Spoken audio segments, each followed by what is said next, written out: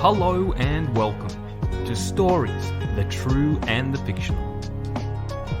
As you can tell from the slightly different style of music, this is going to be a slightly different style of episode. It's something we call Story Chat, where we sit down with an author, a filmmaker, or any kind of storyteller really, and talk to them about their life and their work in a real fun and laid-back way.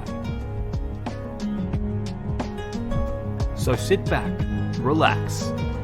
Unless you're going for a jog, then run faster. It's story time.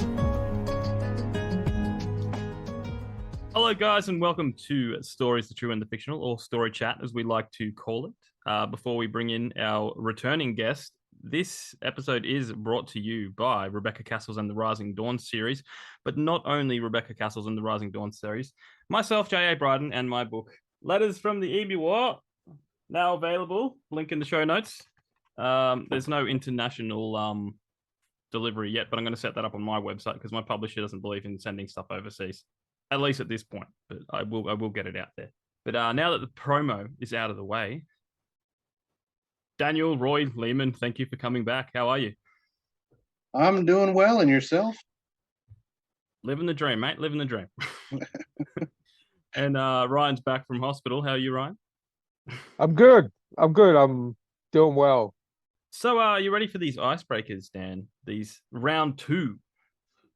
Yes, I am. The questions are a little more difficult this time, but I'll That's see how what it I can works. do. All right, Ryan, how you feeling? Do you want to go first? Do you want to go second? Yeah, look, it's been a while, so I'm happy to go first. I haven't even read the icebreakers, to be honest. That's how professional I am. Okay, I'm going to start with this one. So, Daniel, when you were a kid, what did you want to be when you grew up? When I was real little, I always wanted to be an inventor when I grew up. That was everything I wanted to do, was just invent, create, blah blah blah blah blah blah. Telling people about, I I'm pretty sure I accidentally invented Heelys because I told everybody in the world about how great it would be if your rollerblades, you didn't have to take off your shoes and try and keep track of them, and you could just, pull them out of your shoe or something like that. And then lo and behold, somebody invented that. Could have been me. Could have been me, but alas, it is kind of neat that I ended up being in a position where I create things anyway, but just not in a literal sense, I guess. But yeah, always wanted to be an inventor. I actually told anyone who would listen that I wasn't ever going to get married, because they would mess up my stuff, and that would ruin my inventions. They'd get into everything, and now that I've been married 3 times, I realize that's exactly what they do. Yeah, you haven't heard of a lair, like or a man cave or something that, Yeah, those are for people that are a little wealthier than I am. I have a corner of the living room with a secondhand desk that's got shoe marks on it. And tape along the ground. Yeah. I have to do squats the whole time I'm writing. Now, what I did is I actually claimed the living room as my domain. So I then bought the expensive TV when I was working, bought the expensive Sony TV, bought the PS5, and decked it out with the recliner. And it's like, this is my domain. I'm just lucky that Steph likes to watch stuff on her tablet more than she does on TV. So I've tried that before. That's why I've been married 3 times. But no, I like inventing. Like I think we all have that little part of us inside of when we're younger, before we grow up and realize the truths of the world, that we want to just build things to make the world better. But essentially, you're right. You do that with your stories, so you're sort of halfway there. Well, I mean, even in this, it's not even just in a sense where, like, I invented a world that people don't like. In the actual story, they go through the process in certain chapters. They'll go through the process of inventing things using the technology and the magic that's available in their world. Like in book 2, they build an airship using magical runes and stuff like that, and that's a minor part of the story. It's like, I think it's in one one chapter, maybe two chapters, where like other stuff's going on, but they're also building this airship in the background and trying to figure out how to do it using a hard magic system. Because I love hard magic systems. I think I kind of feel like soft magic systems are cheating because you just go because magic and that's it. I feel like the characters don't necessarily need to know all the rules, but I feel like you as the person writing it should at least know the rules to what magic can and cannot do, right? Yes, no, I agree totally. It makes that much more of an interesting story. Yeah. Whereas you're not just sort of explaining away like, oh my God, we just built this airship. How did we do it? Magic.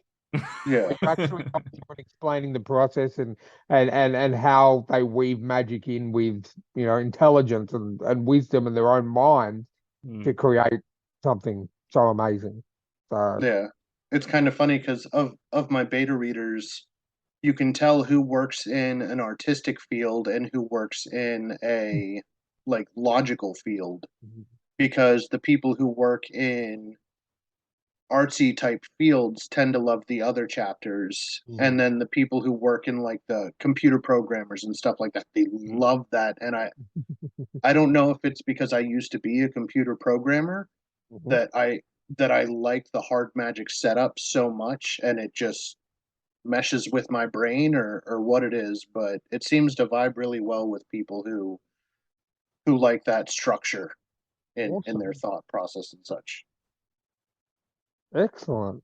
All right, Jamie, question number Awesome. 2. Question number 2. If you could have a talking animal sidekick, what would you pick? And bonus points for the type of voice, accent, or, that Well, it I would sound mean, like. the voice is no question. I mean, that's Morgan Freeman. It's got to be Morgan Freeman's voice. Yes. And what animal? As far as what animal, I actually thought really hard about this one when you guys sent me the question, and even ran it by some fans of other fantasy stuff that I follow to try and get some insight so that I could pick the right thing, because my gut instinct was to say dog. Yeah. Because I love dogs, always have loved dogs. They're man's best friend, so on and so forth. But this little creeping sensation of, what if their happiness is all a lie? And now he can tell me about how sad he is all the time, and I don't want to do that, man. I don't want to risk it. So I have to go with Raven, just for Raven. coolness factor. Having a raven, the fact that ravens, I don't know if you guys know this or not, probably because you're from Australia and you guys have a better education system. But ravens can mimic speech as well as parrots if they're trained. There's like 5 Americans that know that. So but because of that, I could theoretically teach my raven to not only mimic speech but actually converse with people, so that once I'm gone, or if the raven decides to part ways or whatever, he can go hang out with somebody else. And told my wife about maybe starting up a little side business with my little magic raven, just waiting outside of cemeteries and just having the raven fly down, land on the new person's tombstone, and say, "Don't grieve, guys, I'm at peace," and then fly away. And all those people at that funeral are now relieved, I guess, because they think they view this as some sign, and realistically, it's just me with my little magic raven, or trying to make the world a better place. Or the raven will land on the gravestone and say to the people, "Get busy living, or get busy dying." I had forgotten that it's Morgan Freeman's voice. Yeah. You guys didn't include that in the question, so I don't know if it would be ominous or not if it came out in Morgan Freeman's voice. He's got a very unique voice, so I am at peace. Yes. Yeah. There you go. I love it. I love it. All right. Question number 3 is: you're a king/queen/supreme leader/president for a day. What do you do?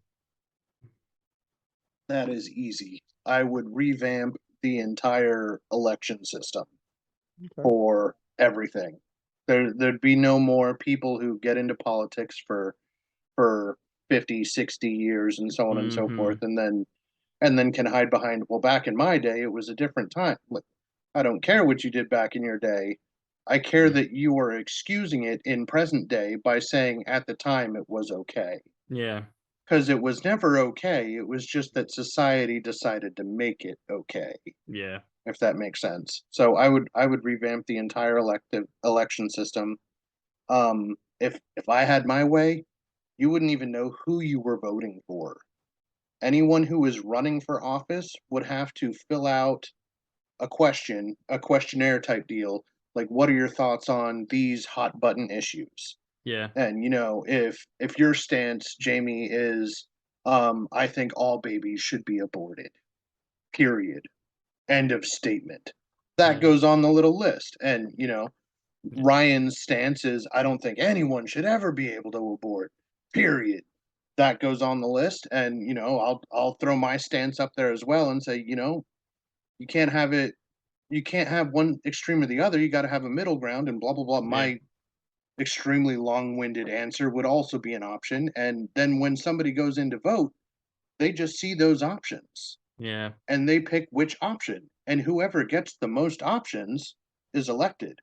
Yeah. Because the fact that people go in there and they vote right or left without knowing anything about the person is just dumbfounding to me. People are just blindsided by who they just voted for and act surprised when they get in office and do things. Yeah, it should definitely be about policies.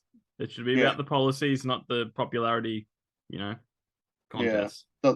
The last couple of elections we've had here, I've actually said to some of my family members, could you tell me a few things that this person that you want to win actually stands for?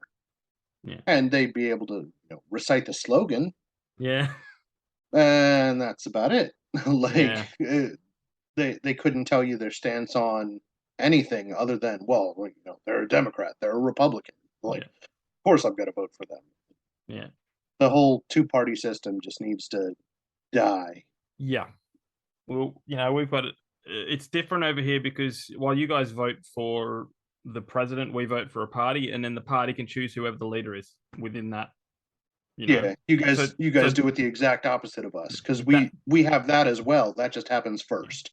That's why President Obama met 4 of our prime ministers in like 4 years. Because it was just get rid of him, get rid of him, get rid of him.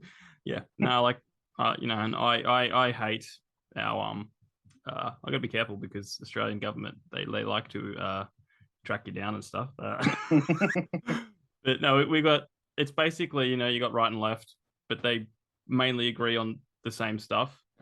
They kind of pretend to be opposed to each other, but they all kind of agree, and you're just like you got to have different views.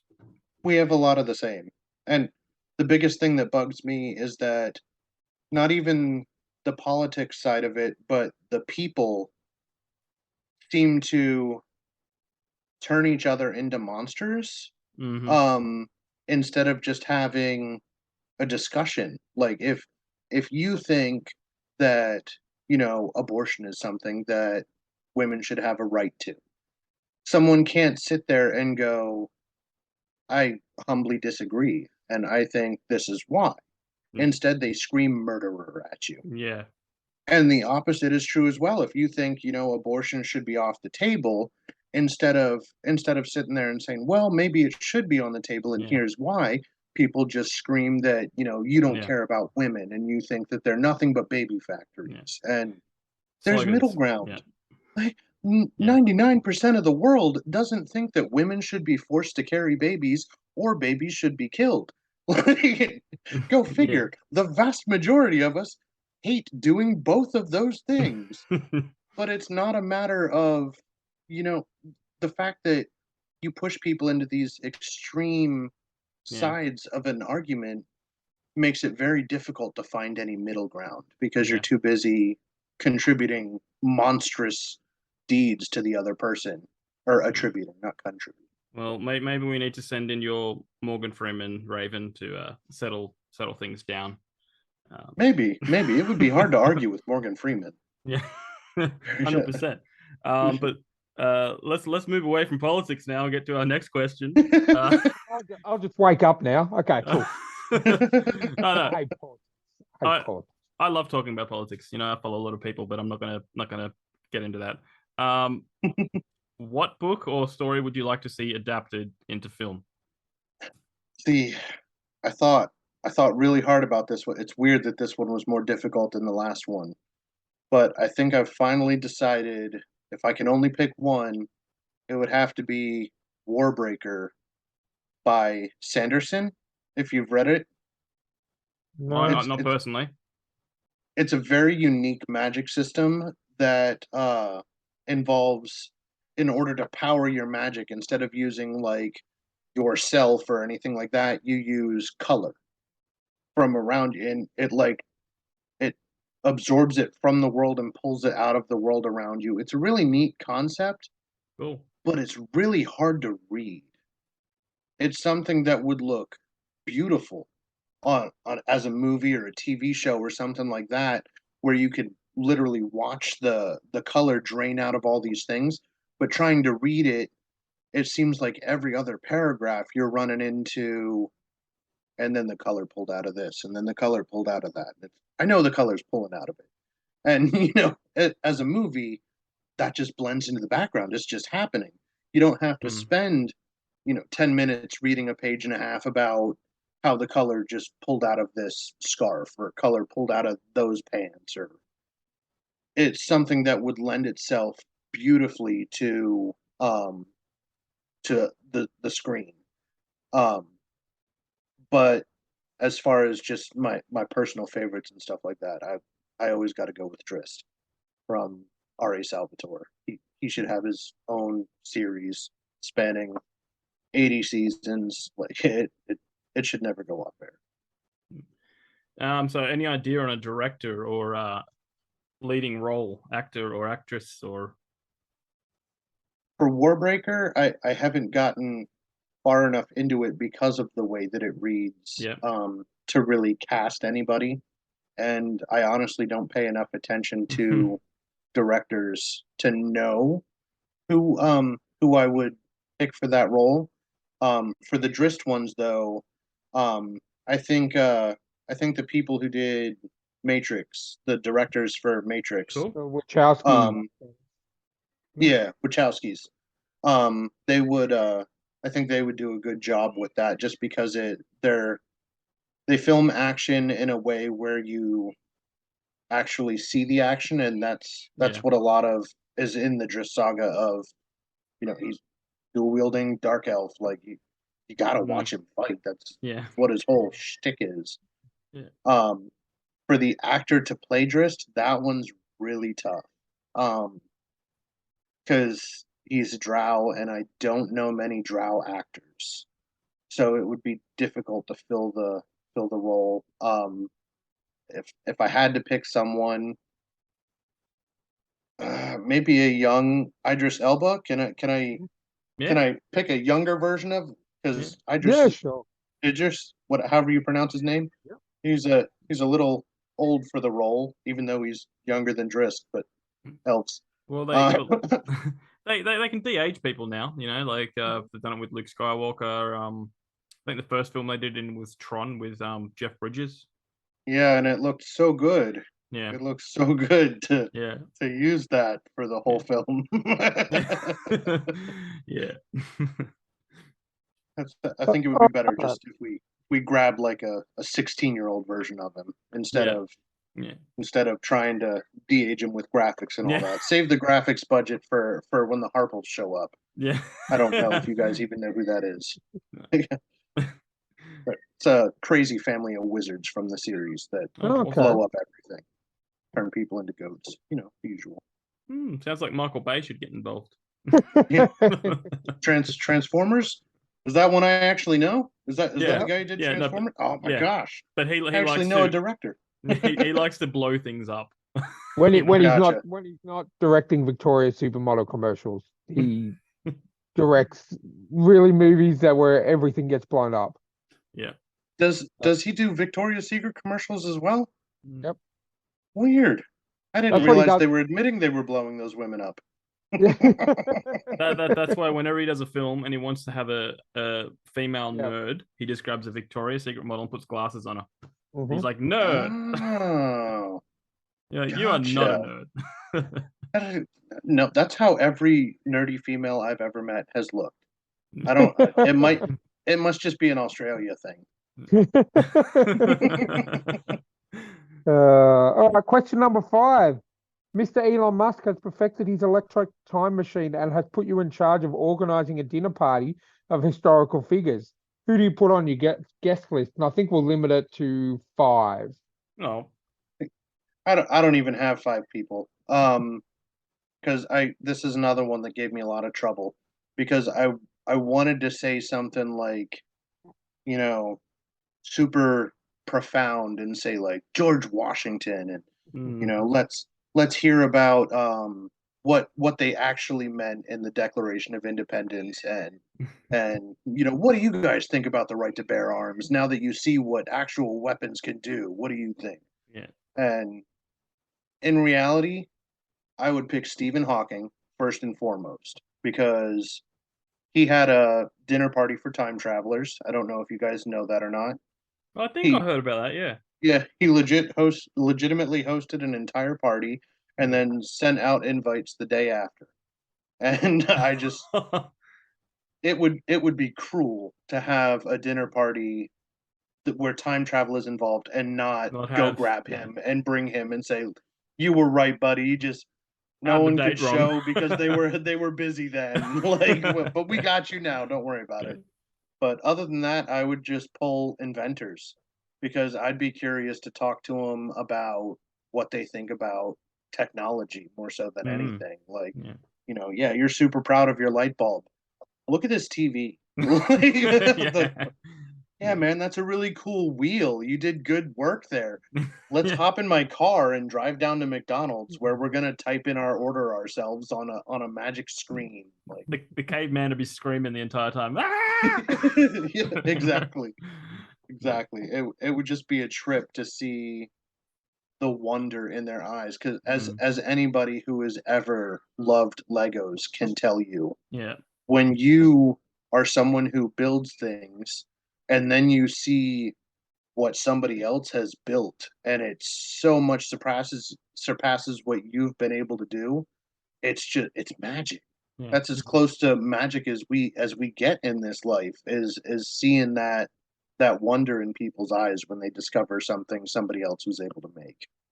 And Oh yeah, that's just it would be worth it. I can as an avid comic reader, I can attest to that. The moment I saw, I'll go back a long, long time ago when I went and saw the first Avengers film after reading Avengers on the pages for 20 odd years, and then Mhm. watching what someone did to invent that to bring them to life was like I had a tear in my eye when that happened. You know what I mean? Like Yeah. I can totally understand that. Even though I didn't create the Avengers, if I did, I'd be a very rich man. But um, just to know that like something that I loved and had read for so many years and got me through so many tough times, and you see it on the screen done as accurately as they did it. Um, I couldn't imagine that. So I couldn't imagine inventing something like that, and then a couple of hundred years later, seeing what it's become. It just, Yeah. crazy. Yeah. And that accuracy thing makes a huge difference Oh because yeah. I can tell you from experience that the tears in your eyes from seeing how well they did Avengers Mhm. were very different than the tears in people's eyes after watching Avatar: The Last Airbender. That's The live action of that was rough. as an anime fan, yes, I agree with you 100%. I watched it. I think I've only ever watched it once. Um, oh yeah, let's just M I Night. couldn't I'm a I massive M couldn't Night even fan, and he lost a lot of respect in that for me. I couldn't even finish it, man. Like it got to the part where the earthbenders are doing their little synchronized tap dance to throw a pebble like this big at somebody and it's like Toph Yeah. is rolling over in her grave, like Yeah. right now. Like, I can't believe you 8 guys tap dancing to toss a rock at somebody. Like, come on. We should have invited Chris on here, Jamie. He would have had a very our friend Chris is a massive, massive anime, and we've had this discussion with him before too. So, Mm. oh, seriously, but we don't want the podcast to go for like 17 hours because he will find every, Yeah. you know. But, Right? I have a friend who makes fun of me for anime all the time because I will never admit to being an anime fan Okay. because I don't the genre doesn't feel right to me. mm, But Okay. every anime I have ever watched, I have enjoyed. Mhm. Like, and it's like I know logically I'm probably an anime fan. Oh, sorry, there is one anime I watched that I didn't enjoy. Bleach, with the move in one way and then the other. It was Okay. just I finally understood the reason for the beach episodes that every anime seems to have, where they're just like, we're out of ideas. Why don't we Yeah. just draw people in bikinis? And Bleach was tried to stay away from that, and good on him for that, but just randomly deciding we're going to do this world ending plot, and then, we're going to end on a cliffhanger.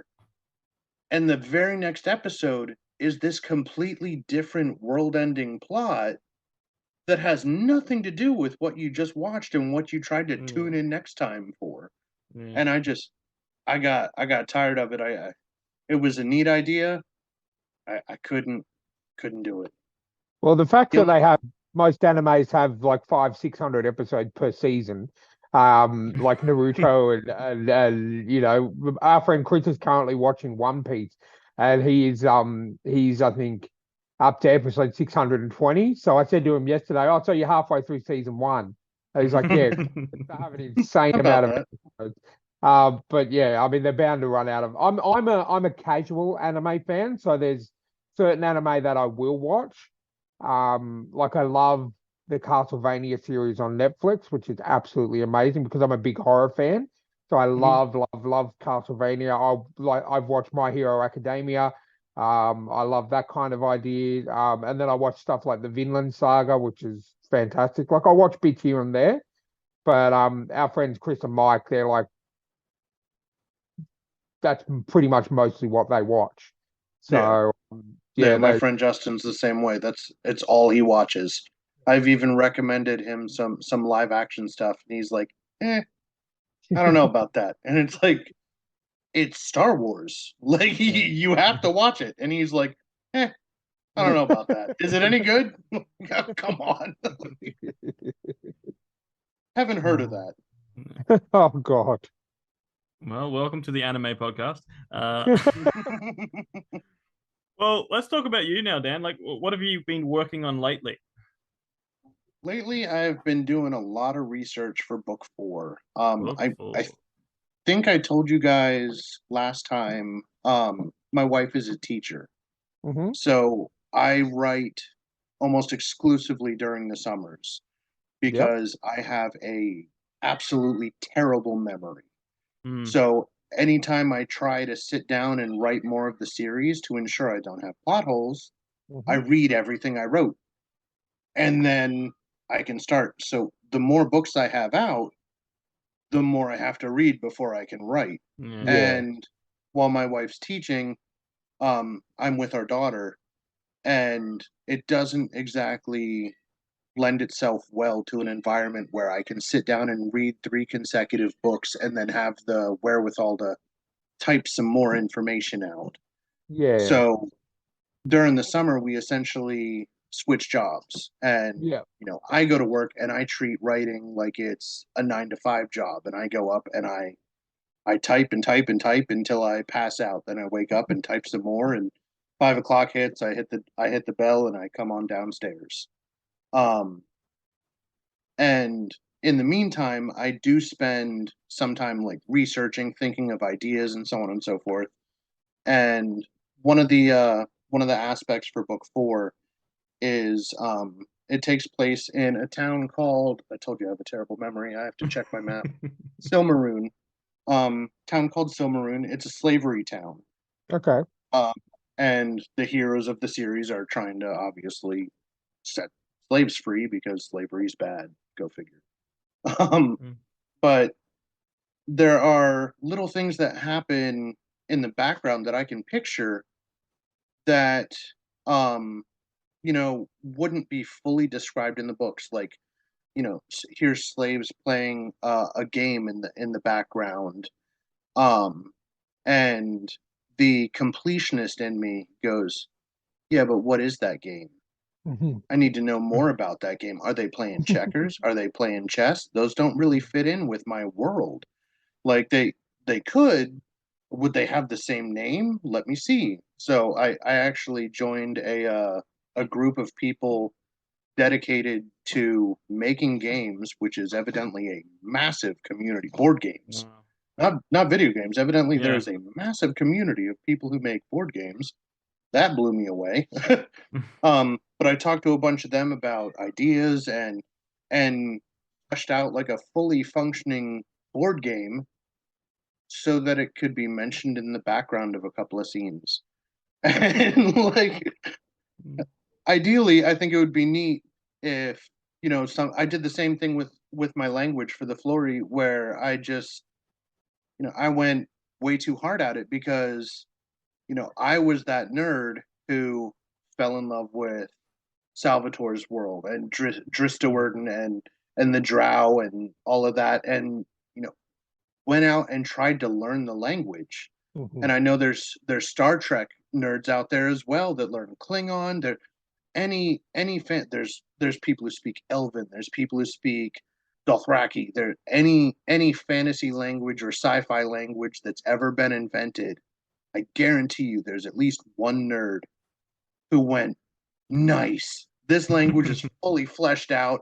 I'm gonna learn it. I'm gonna go wish my dad happy birthday in Dothraki because I think that would be the best way to do things. So I tried to fully flesh things out to the point where if that one nerd happens to stumble across my book, they have an avenue Yeah. to actually find that stuff. Because when I started trying to learn how to speak Drow, there was like 5 words that were known, and that's because they were specifically in the book. Mhm. And then like you could learn Elven all day long, but the language of the Drow, you just can't do. And I apologize to any listeners who pronounce it Dro. You're I can't wrong. do it. I'm so sorry. I'm so sorry. It's hooked on phonics. BROW brow, DROW drow. I'm so sorry. I know people are really divided on that, and for whatever reason, I respect your opinion and respectfully disagree. Yeah. That's funny because I even heard that people argue over how Mario is pronounced. Like some people say Mario, Mm. and I'm See, I like thought going, that was usually you guys. no, where's Super I Mario? thought. Super Mario. See, over here it's Mario. It's flat Yeah. out. Wow. Everybody in America pronounces it Mario. I thought it was an overseas kind of thing where people said Mario Well, or we're constantly adopting American things, so maybe we started to say Mario right. maybe. I mean, America's the exact same way. We just steal from absolutely everybody when it Yeah. comes to our language. Like it's it's ridiculous. Well, Kindergarten. that's like and Jamie brought up a good point. He watched a movie last weekend and then I ended up watching it. Like my dad came down to visit me and my dad had actually watched that movie as well. That new movie out called Air about Nike and Okay, they had the creation of Air Jordans and stuff like that. Nike. Yep. We've been pronouncing what we like to say. I believe the correct pronunciation is Adidas. We pronounce it Adidas. For like all of it's Australia. it's so sing-songy. Adidas. That's a that I growing up, and that my dad said the same thing, and my dad's in his 60s, and we both said the same. And then I was surprised that Jamie messaged me the exact same thing.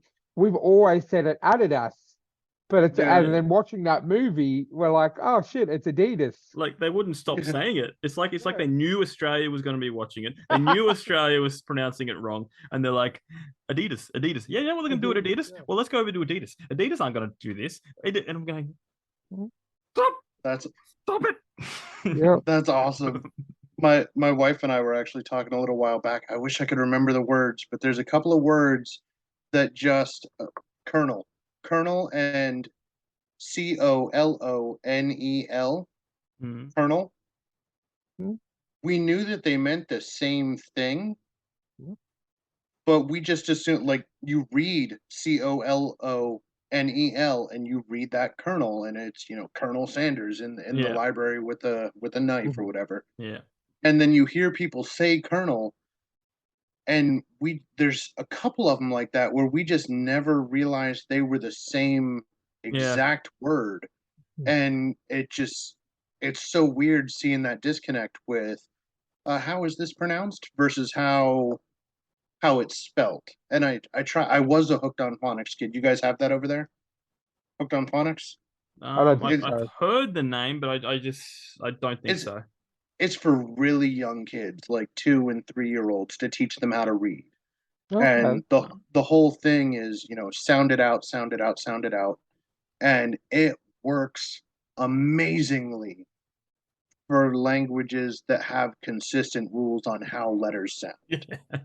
Yeah. And when you come to things like knight, as in Knights of the Round Table, and you say Knighthit because you're sounding it out, Yeah. it doesn't work as much. No. But it does work really well for 90% of the language, maybe a little bit more than that. And I do try, at least in my books, to try and keep things on the sounded out spectrum so that Yep. because it's always rough for me when I read something in a book and it's a word I don't know because the author had to make it up. Yeah. Like the language of the Drow, for example, Yeah. is called Xanelress. Xanelress. Yeah. That's how I would pronounce it, is Xanelress. Looking at the word, it's probably not pronounced that way, but I learned it out of a book. And like nobody sat me down and said, okay, and this is the word Xanelress, and this is how you're actually supposed to pronounce it. Mm. So I tried to stay away from that. And I even have in the back of my book a glossary called a Swosel's Note. She's one of the characters in the book. She's an old historian type character. She writes my glossaries in character, writes my glossaries, including pronunciation guides for different words. Like, oh, if you want to say this, you just say, cow and then ball, and it together it's cowball. That's how you say Okay. it. So That's handy. That's because definitely handy for the younger generation coming up. I mean, me and Jamie both don't have kids, so we probably do have that phonics thing you were talking about. But because we're childless, we don't know anything about what the children are doing. So yeah. we Well, probably I do mean, have it out here. I'm no child myself. Like I know about Hooked on Phonics from when I was a kid and used Hooked Oh on wow. Phonics. Okay. So it's been around for at least a couple of years. But yeah, you're right with the whole kernel thing. You've got kernel as in military, you've got kernel as in popcorn kernels. They spell hmm completely different. And But to me, pronounced exactly the well, same. to me, the from what I look at when I look at both words, the popcorn kernels makes more sense to say the word kernel because it's Yeah. I think it's Kernel or something or AL. So that's kernel to Ale. me. If you look at the word kernel as in military, it's like colonel. Colonel. Colonel? Yep. That's how I read it in my head, is colonel. Exactly. And then if I have to read it out loud, I say colonel. Because I Yeah. know it's the Yeah. word colonel now, but Yeah, exactly. when you're reading it on the page, it's just easier to say, oh Yeah. yeah, Colonel Sanders. Colonel, yeah. And one more thing on pronunciation, because this annoys me when Americans say Aussie, but how it's spelled, they say Aussie. Aussie. But for all you Americans Oh. out there, it's Aussie. Yeah, so as in picture this, Ozzie. Yeah. Like Ozzy Osbourne. Yeah. Yes, yeah. Okay. Yeah. Okay. For Aussie, we do say Aussie. Yeah. For Aussie, that's AUSSIE, like Yeah. people Yeah. from Australia. Yeah. Is that But what you're saying should be yeah, Aussie? Yeah. yeah, Yeah. 100%. What? Yeah. And What? it's weird. Me being a massive wrestling fan, there's a tag team from Australia which is used to be in Japan, but they've made their move over to America because they've gotten quite big, and they're called Aussie Open. So as in like the tennis tournament, Aussie Open. So but every time they're on TV and I'm listening to the American commentators, they're like Aussie Open, and I was just like, I just Aussie as in, but I get it. It's exactly the same thing as the Colonel thing Yeah. because it's spelled AUSSIE, so you think Aussie, but Yeah. we pronounce it OZZIE, Aussie. So You know, is it Australia? Do you uh, would you guys? Australia. We say it's So we it's really say still Aus in Australia, but Yeah. if you yeah, shorten it, it's somehow Aussie. yeah. Aussie. Aussie. Yeah. But then Would when that we make say sense? we So say like my Australia, wife Jennifer, if she goes by JEN, she should yeah, be Jean yes, because correct. because you But no, just but changed the pronunciation because you dropped the second half of the word.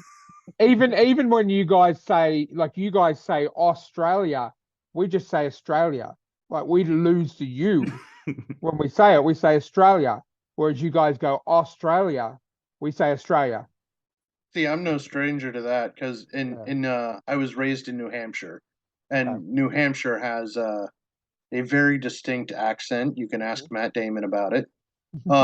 Where ours are just non-existent where they're supposed to be. They say no a lot like some very famous Australians do, because all those R's they take out of some places just somehow end up in other words that don't have any R's in them at all, and they just I'm gonna say no, and there's an R in it, and Yeah. like you're gonna have to get the hang of that. No.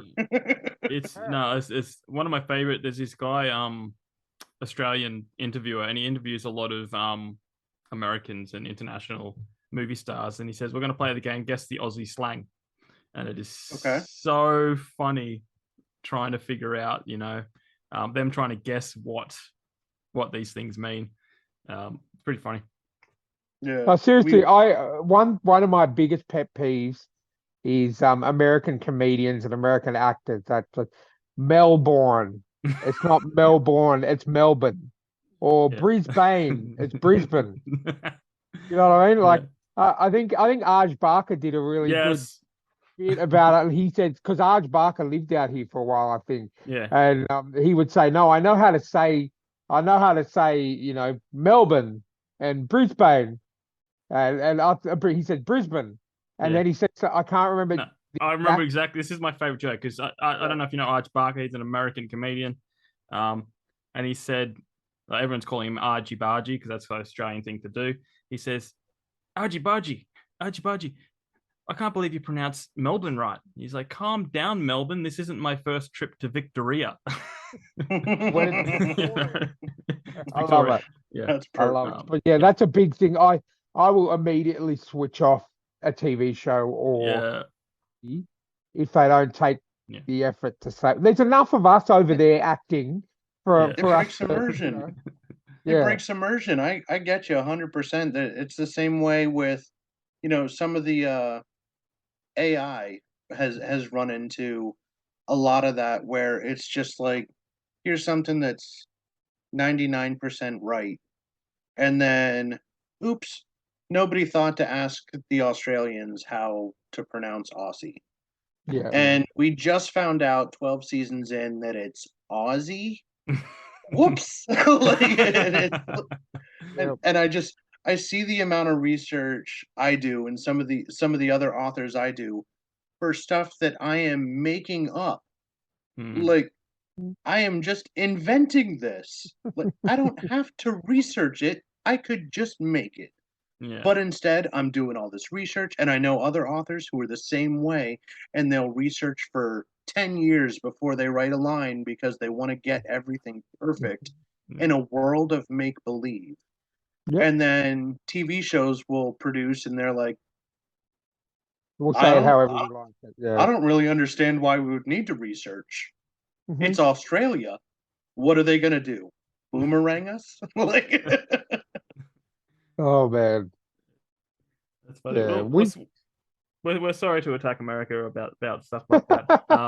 I'm not. it's not even just America, man. If No, it's not. especially with our earlier references to anime, some of the stuff they have Americans portrayed like is just Yeah. you mentioned My Hero, and the Americans in that are like, Yeah. I'm gonna put the American flag on Yeah. everything I do. Yeah. Like, for breakfast, I'm gonna eat 87 pigs with a gun, and Yeah. I'm just gonna ride an American flag to work. And there are some people that are that patriotic, Yeah. but most people, I would assume, are similar to Australia in that they're like, yeah, I like my country, I wouldn't want to leave.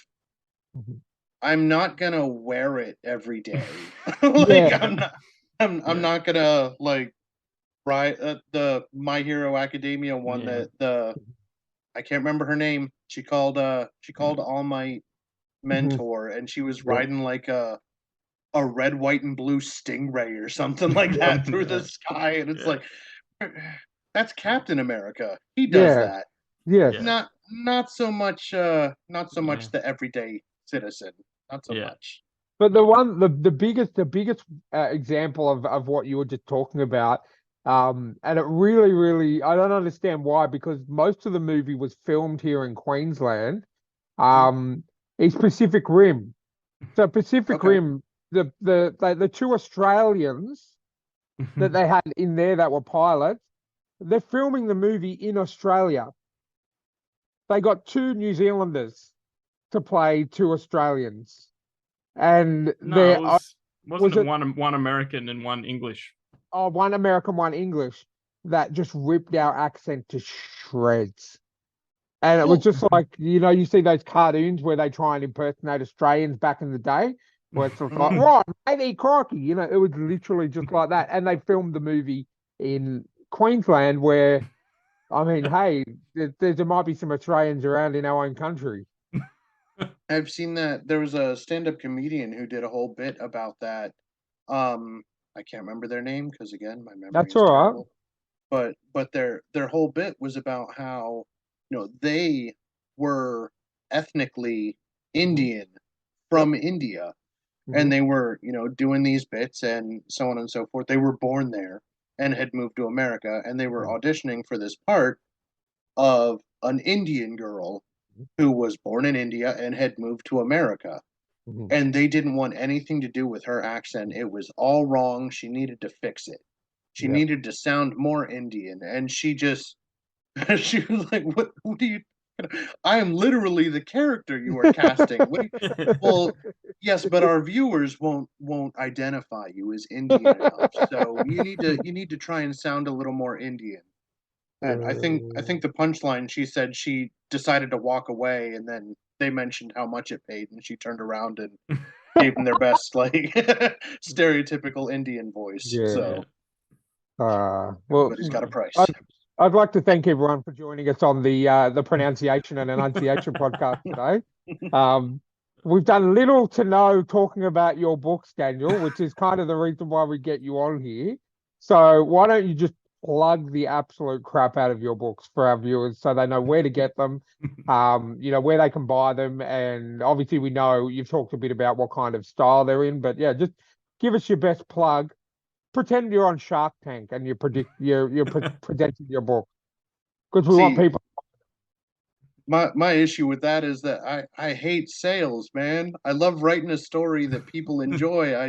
Yeah. I hate the business side of being an author. If Mm. if I had to summarize them, it it's the whole story is just mage vigilantes. There's a man-made type of mage, called the Akynd, hence the name of the series being the Akynd Chronicles, only on Amazon. There Um, you go. uh, it this man-made type of mage, they take to a life of being a vigilante and just trying to rid the world of crime, corruption, evil in general, and in all of its forms.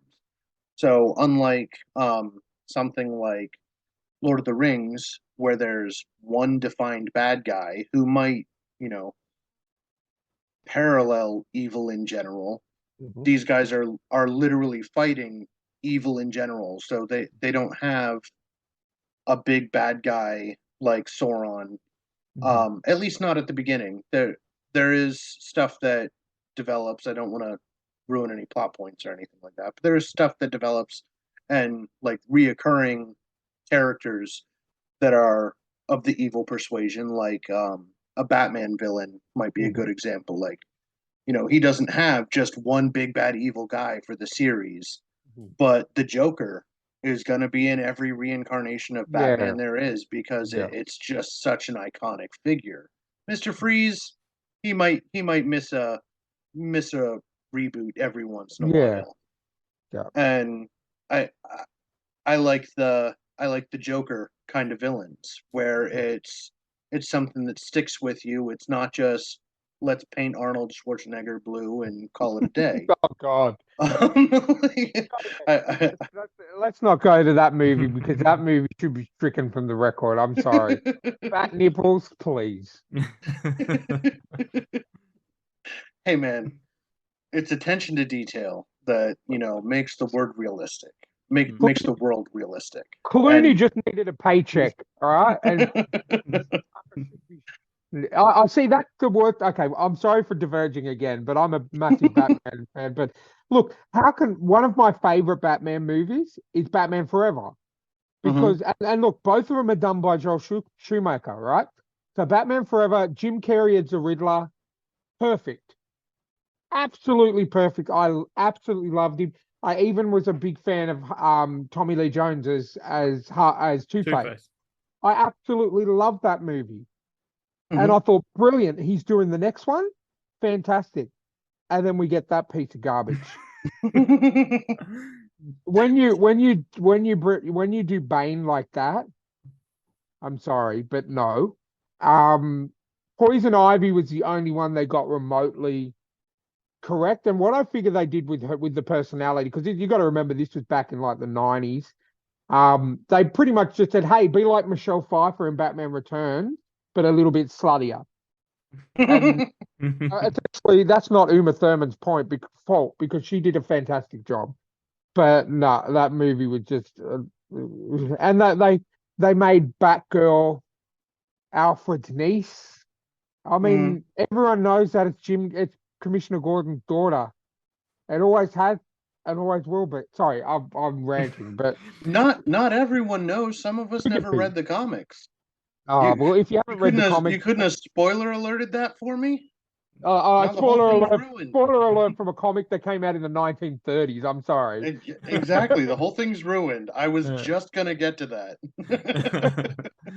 Well, let's quickly Man. segue back into your work. Quickly, who's your favorite character to write? Gabrielle, 100%. She is for the 3 books that are out. She is a 7-year-old girl. Mhm. Um, who her parents um essentially tried to use magic to make a precursor to the Akynd. They were Yep. trying to invent this man-made type of magic, um, and they got Gabrielle. She's a 7-year-old girl who has access to telekinesis and she floats. And she doesn't really quite understand why she floats. It's just like this aura of magnetism where she's just floating along. The Stranger Things uh, series has 11 Mm. um, that is a really good example, except for the fact that she was kind of an accident, whereas Gabrielle would be like the pinnacle of what they were supposed to be. She has complete, precise control over telepathy, and everyone who meets her just tries to turn her into a weapon Oh because God. she should be. She like she quad wields katanas because she can. Mm. Why wouldn't she just directs them like a conductor? because she doesn't need to use her hands. And everywhere this girl goes, everyone is trying to convince her to be a weapon, trying to convince her to be a weapon, either for good or for evil. And um, it's she just wants to be a kid, like it, and that's just it mirrors a lot of stuff that um, I think a lot of people in real life can relate to, because a lot of us had to grow up way earlier than we should have. And um, I like the fact that that aspect makes her feel very real to me. Um, I do like other characters. Tame is the front runner. I gotta pull up the book to show you a picture. Um, the little creature up here is called a flory. These guys with the butterfly like wings.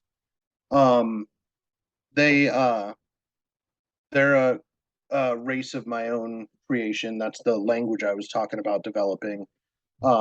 They have a little bit of ability to manipulate minds with their antenna. Sort of like if you've seen the movie Dreamcatcher by Stephen King. I almost said Stephen Hawking.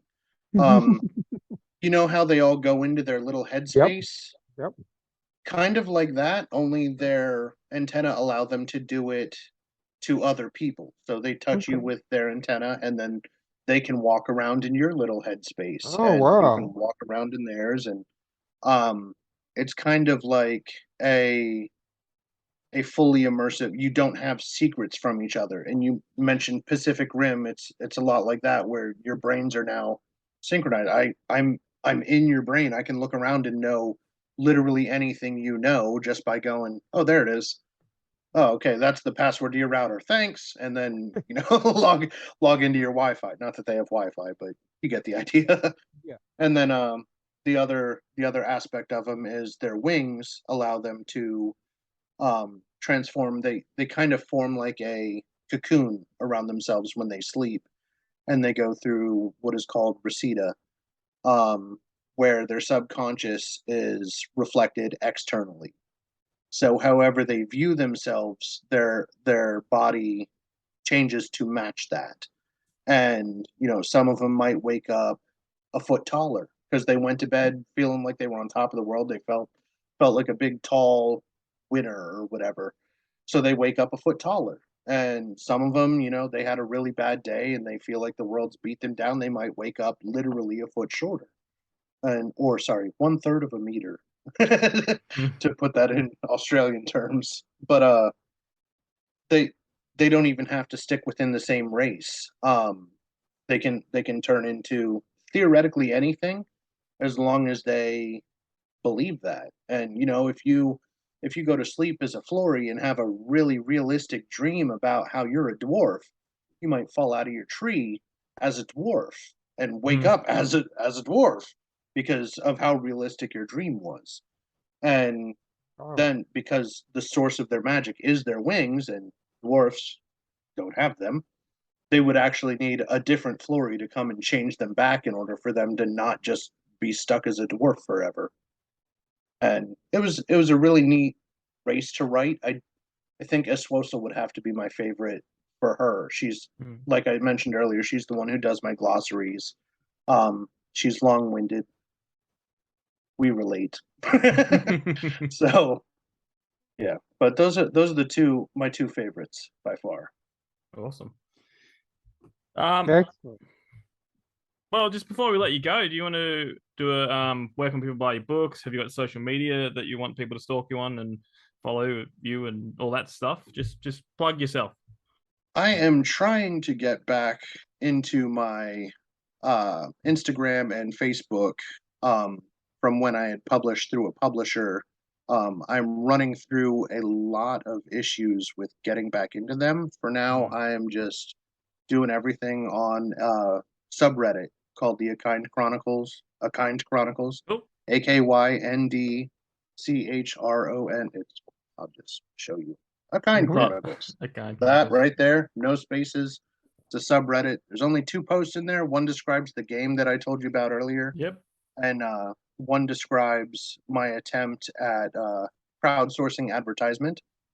As I mentioned, I hate advertising, so I actually went through and made a QR code that links to the subreddit I'm telling you about, and then went to a website called Redbubble that makes stickers and stuff like that, all kinds of nerd paraphernalia.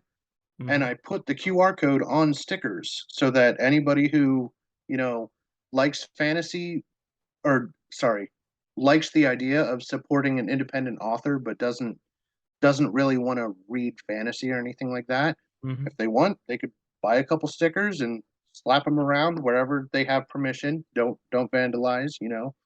But like, I walked with a handful of them to some local bookstores and stuff like that, to see if they'd let me post them anywhere. They all said no, but the McDonald's or Mackies, I think is what you guys call them. Maccas.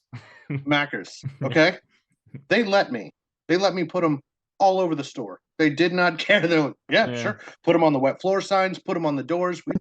Sure. And I thought that was so interesting that so many bookstores in the area were like, we don't really do independent authors. So no. But then McDonald's was like, whatever.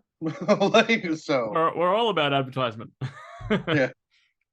But other than that, the books are on they're on Amazon. It's you can search Akynd Chronicles, you can search Wizard's Requiem, or Heroes Recussance. I'll also send a link to you guys if you want to include that in the bottom thing. Yep. So yeah, they're very easy to find on Amazon because I was able to pull them up straight away. Awesome. Even if you're in Australia, on amazon.com.au, just do a search for Daniel Lehman and both of the books will pop up. You can get the Kindle edition, paperback, hardcover, and also I believe there's an audible version as well.